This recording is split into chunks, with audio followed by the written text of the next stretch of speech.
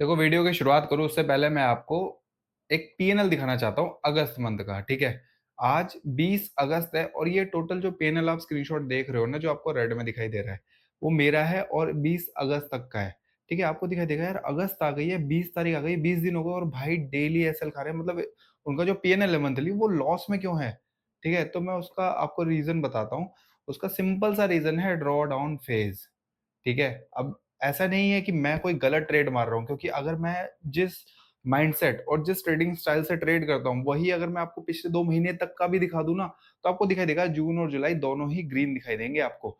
लेकिन अब ऐसा क्या हुआ कि इस अगस्त मंथ में, जो मैं पहले से यूज़ कर रहा था, ठीक है? वही सेम यूज़ करने के बाद भी मुझे रिज़ल्ट रेड में दिखा रहा है। रीज़न है ड्रॉ डाउन फेज़, क्योंकि हर एक सेटअप, हर एक स्ट्रैटेजी का एक ड्रॉ डाउन फेज़ होता है कि एक इस तरीके से समझ लो ड्रॉ डाउन को कि जब भी आप प्रॉफिट कर रहे हो ना, जब भी आप प्रॉफिट कर रहे हो तो सामने वाला लॉस कर रहा होता है, ठीक है?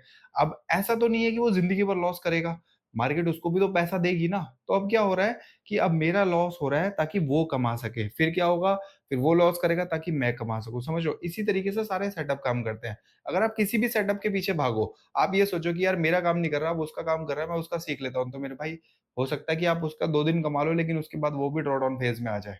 समझ रहे हो? आज के प्रॉफिट देख के आप उसके पास भाग रहे हो, लेकिन हो सकता है 2-3 दिन बाद वो भी ड्रॉ डाउन फेज़ में आ जाए, तो आप उधर भी लॉस खाओगे। इसीलिए आप जिस भी स्ट्रैटेजीज़ को यूज़ करो, जिस भी आप तरीके को यूज़ करो ट्रेड करने के या ट्रेड आइडेंटिफ़ाई करने के, तो इस पे स्टिक रहो, क्योंकि इस तरीके से चलता है ना मार्केट, सेम ऐसे ही पीएनएल भी चलता है, ऊपर भी जाएगा, नीचे भी आएगा। बस वो नीचे जो है ना, वो ज़्यादा नीचे नहीं आना चाहिए। इसीलिए अगर मैं ड्रॉ डाउन फेज़ से मतलब बचने का तरीका बताऊँ आपको, तो सिंपल सा तरीका है, अपनी जो नंबर ऑफ ट्रेड्स है उसको कम कर दो।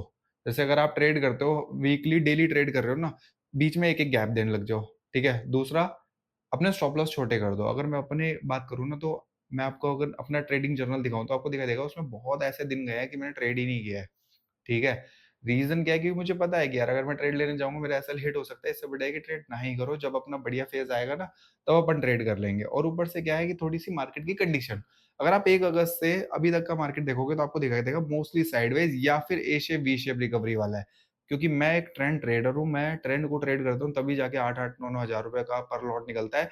लेकिन अभी की मार्केट ऐसी हो गई है कि जिस पॉइंट से चलेगी उस पॉइंट तक घूम के वापस आ जाते हैं, तो एक रीज़न ये भी है। ठीक है?